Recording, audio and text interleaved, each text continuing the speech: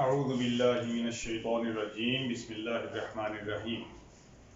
عزیز طلباء، آج ہم سورۃ الانفال کا رکوع نمبر 6 اور آیات اس میں 44 سے 48 ہیں، لیکن ہم دو اگلے رکوع کی آیات یعنی رکوع نمبر 7 کی بھی 2 آیات پڑھیں گے۔ سورۃ الانفال۔ اعوذ باللہ من الشیطان الرجیم بسم اللہ الرحمن الرحیم۔ فَاثْبُتُوا وَاذْكُرُوا اللَّهَ كَثِيرًا لَعَلَّكُمْ تُفْلِحُونَ۔ اور جیسے کہ میں پہلے بھی یہ عرض کر چکا ہوں، ہم جب مختلف رنگوں کا استعمال کر رہے ہیں تو ان کا مقصد سمجھنا ہے کہ جو سرخ رنگ ہیں یہ سارے کے سارے ہی وربز ہیں، افعال ہیں، کام ہیں، جبکہ کالے رنگ میں بلیک کلر کے اندر ناؤنز ہیں، اور بلو میں ہم نے ایڈجیکٹیو اور پریپوزیشنز یا عربی میں اسے حروف کہا جاتا ہے ان کو شو کیا ہوا ہے۔ البتہ جو اس میں ضمائر ہیں، پروناؤنز، ان کو ہم نے گرین کر رکھا ہے۔ دیکھ لیجئے مختلف الفاظ گرین ہیں، جہاں پر وہ ہیں وہاں ان کو اس لیے شو کر دیا تاکہ کلیئر ہو جائے یہ سارے کے سارے ہی پروناؤنز ہیں۔ اب جیسے کہ یہ بلو ہے، اس کا مطلب ہے یہ یا ایڈجیکٹیو ہے یا پریپوزیشن ہے، تو یہ ایس او جو انگلش میں آتا ہے سو، اس کے لیے استعمال ہوتا ہے فا۔ فَاثْبُتُوا، پس تم ثابت قدم رہو۔ ایک تو یہ حکم دیا جا رہا ہے اثبتوا، اور اس سے پہلے فا کا حرف بھی آ گیا، ایڈجیکٹیو بھی آ گیا، تو اس کے دونوں کے معنی اکٹھے ہو گئے۔ پس تمہیں حکم دیا جاتا ہے کہ ثابت قدم رہو۔ وَاذْكُرُوا یا وَاذْكُرُوا دونوں ٹھیک ہیں۔ وَاذْكُرُوا اللَّهَ كَثِيرًا، اور اللہ کا کثرت سے ذکر کرو، اللہ کو بہت یاد کرو۔ کیوں؟ کہ اسی کی مدد سے سب کچھ مکمل ہونا ہے، اسی کی مدد سے فتح حاصل ہونی ہے۔ اور اس سے ایک اور فائدہ کیا ہوگا؟ لَعَلَّكُمْ تُفْلِحُونَ، تاکہ تم فلاح پا جاؤ، کامیابی حاصل کر لو، جس مقصد کے لیے دنیا میں آئے ہو اس مقصد کو پالو۔ وَأَطِيعُوا اللَّهَ وَرَسُولَهُ، اور اطاعت کرو۔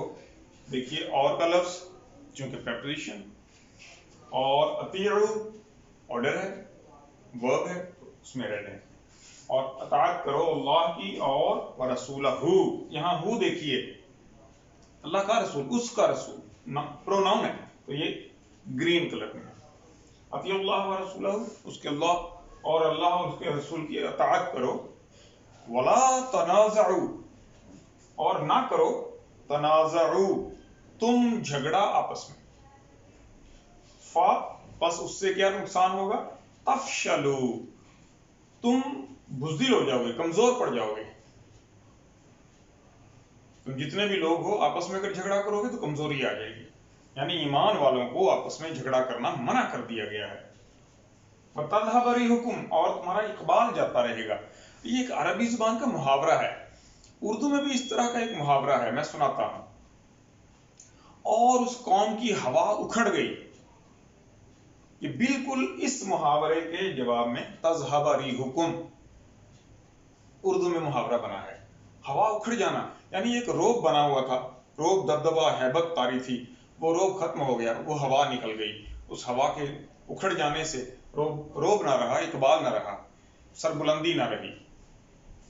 تو یہ کس وجہ سے ہوگا؟ تنازع، جھگڑے سے۔ ولا تنازعوا، سو مت جھگڑنا۔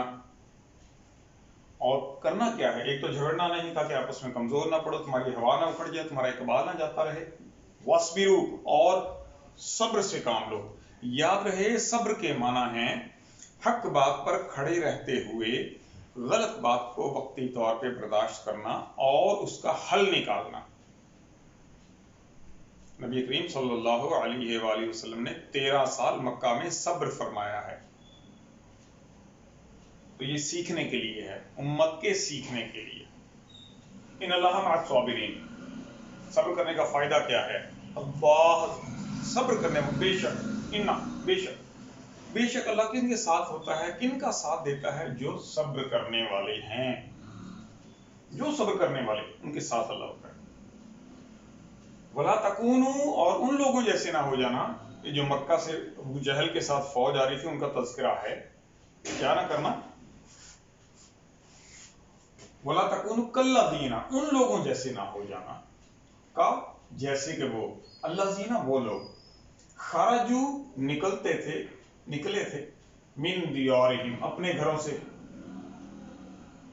جو اپنے گھروں سے نکلے، بطرن اتراتے ہوئے، دیکھو ہم کس شان سے جا رہے ہیں، ہمارے پاس گھوڑا بھی ہے، زرہ پہنی ہوئی ہے اور تلوار ہے، ہر چیز سپر ڈھال وغیرہ بھی موجود ہے، تو اپنا دکھاوا کر رہے تھے کہ کتنی شان کے ساتھ ہم یہاں سے جا رہے ہیں، ورعاء الناس، اور لوگوں کو دکھا رہے تھے، دکھاوا کرتے تھے، دیکھو ہماری ٹاور، ہماری شان، یہ وہ انداز ہے عربی زبان کا، کیا کر رہے تھے وہ، ان لوگوں جیسے مسلمانوں تم نہ ہو جانا، تو دکھاوا کرتے تھے، اتراتے تھے، اور کر کیا رہے تھے جو اصل کام، وَيَصُدُّونَ عَنْ سَبِيلِ اللَّهِ، اور وہ اللہ کے راستے سے روکنے کے لیے سارا کچھ کر رہے تھے، تو اے مسلمانوں اللہ کے راستے سے روکنے والے مت بن جانا، واللہ، اور اللہ تو ایسا ہے، بما یعملون، جو وہ عمل کرتے ہیں، محیط، ان کو گھیرا ڈالے ہوئے ہے، احاطہ کیے ہوئے ہے، اللہ کے احاطے سے کائنات کی کوئی چیز باہر نہیں ہے۔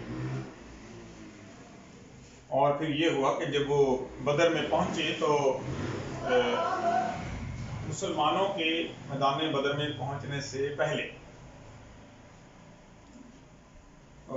بدر کے علاقے قریب کا ایک قبیلہ آباد تھا، اس قبیلے کا سردار تھا سراقہ بن مالک، تو شیطان اس کی شکل و شباہت بنا کر آ گیا، اور کسی نے پوچھا کون ہو، کہا یہ ساتھ والا قبیلہ میرا، میں وہاں کا سردار ہوں، تو اس کا ذکر آ رہا ہے آگے، اور کہنے لگا تم تو آج بڑی پوشاک پہنے ہوئے ہو، بڑی زرہ پہنی ہوئی ہے، کیا تم گھوڑے پہ جچ رہے ہو، تمہارے آگے تو کوئی نہیں ٹکنے والا آج، اس طرح اس نے کفار کے حوصلے بڑھانے کی کوشش کی۔ اب ذرا دیکھیے اللہ تعالیٰ اس کا تذکرہ کیسے کرتے ہیں، وَإِذْ، اور جب، زَيَّنَ، مزین کر کے دکھایا، ڈیکوریٹ کر کے دکھایا، لَهُمُ الشَّيْطَانُ، ہم، ان کے، اعمالہم، ان کے اعمال، شیطان نے ان کو، زَيَّنَ، ڈیکوریٹ کر کے دکھایا، تم تو بڑے کمال لگتے ہو، تمہارا تو جواب نہیں ہے، کیا بات ہو، جیسے اردو زبان ہمارے یہاں لاہور میں عام طور پہ کہتے ہیں بڑے چیتے لگ رہے ہو، یہ بالکل وہی لہجہ وہاں پر اس نے استعمال کیا، تم بڑے کمال کے ہو، آج تمہارے اوپر کوئی غالب نہیں آنے والا،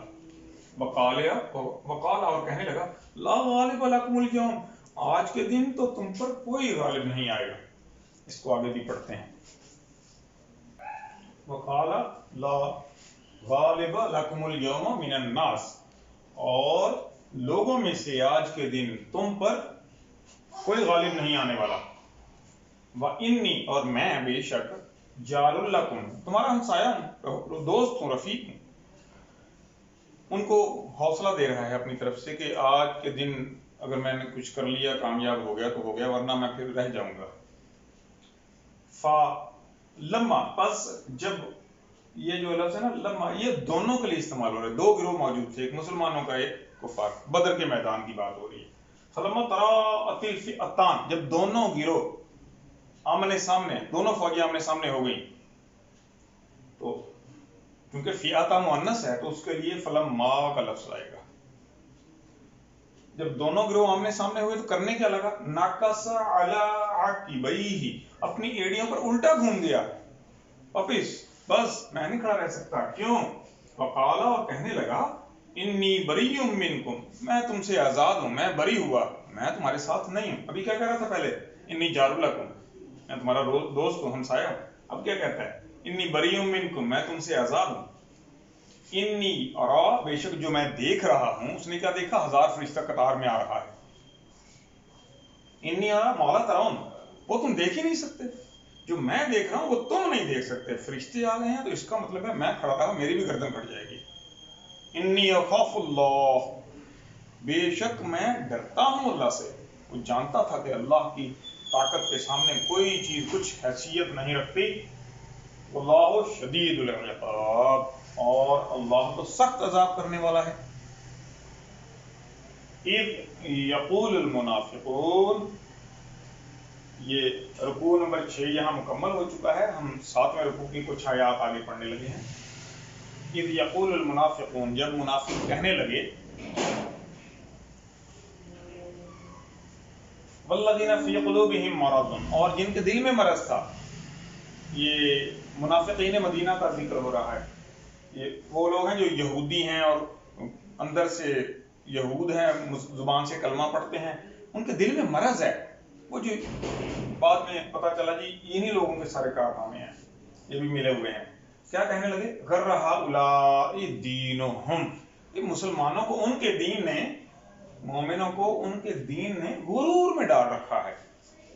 इसे भी पढ़ते हैं, गर्र हाउलाई दीनुहुम, इनके दीन ने इनको मगरूर कर दिया है। हालांकि असल बात कुछ और है। अल्लाह फरमाता है वमन यतवक्कल अलल्लाह, और जो कोई भरोसा रखे अल्लाह पर, फ़इन्नल्लाह अज़ीज़ुन हकीम, बस बेशक अल्लाह बहुत हिकमत वाला है और बड़ी दानाई वाला, ताकत वाला है, गालिब है। हर चीज पर जिसका गलबा है वो अल्लाह करीम है। और वलो तरा, और अगर हो सके तो, मुमकिन तो नहीं, बहुत कम होता है, और काश ऐसा हो कि तुम देखो, इस चीज को देखो, इज यतवफ़ा अल्लज़ीना कफ़रू, काफिर जब फौत होते हैं, मर रहे होते हैं, उनकी क्या हालत होती है।